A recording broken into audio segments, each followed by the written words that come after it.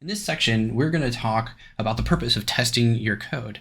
We're going to talk about the verification and validation, where software testing fits inside of that, and we're going to talk about the different goals of software testing.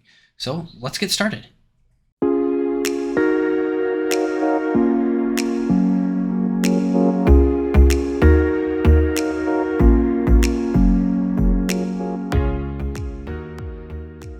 When we create software programs, how do we really determine if it's working properly and doing the things that we expect it to do?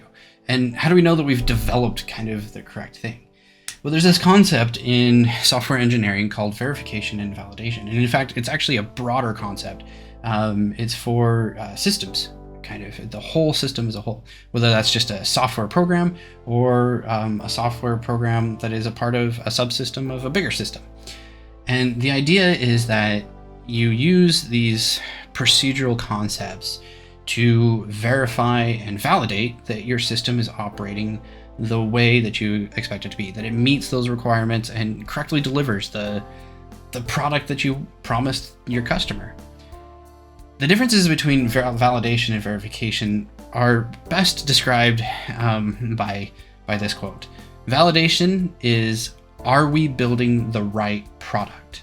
And verification is, are we building the product right? So V&V, or validation and verification, that kind of summed up there, V&V, that includes many aspects in there. There's lots and lots of things that goes into that.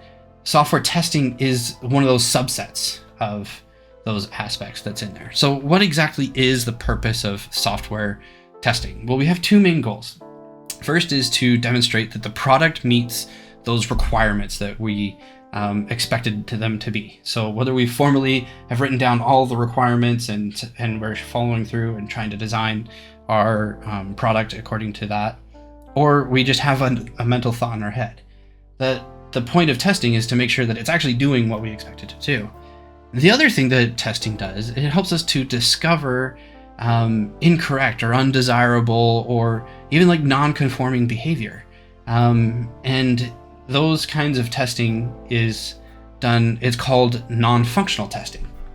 Whereas the testing we do for requirements and meeting requirements, we call that functional testing.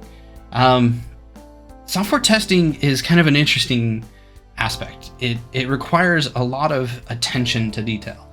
It requires having to spend a lot of time and effort. And because of that, in order to really do well with software testing, that means that it can be really expensive.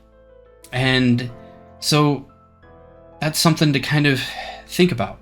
Oftentimes when I'm writing software, if I'm really writing something that's kind of important, I'm most likely going to be spending more time testing my software than I am actually implementing and writing it, right? And major companies spend a lot of time testing their code. In fact, probably put sometimes more effort into actually testing and verifying their code than they do actually developing it. And so that's kind of a big thing that you have to kind of be aware of, that testing can take up a lot of your time and your effort.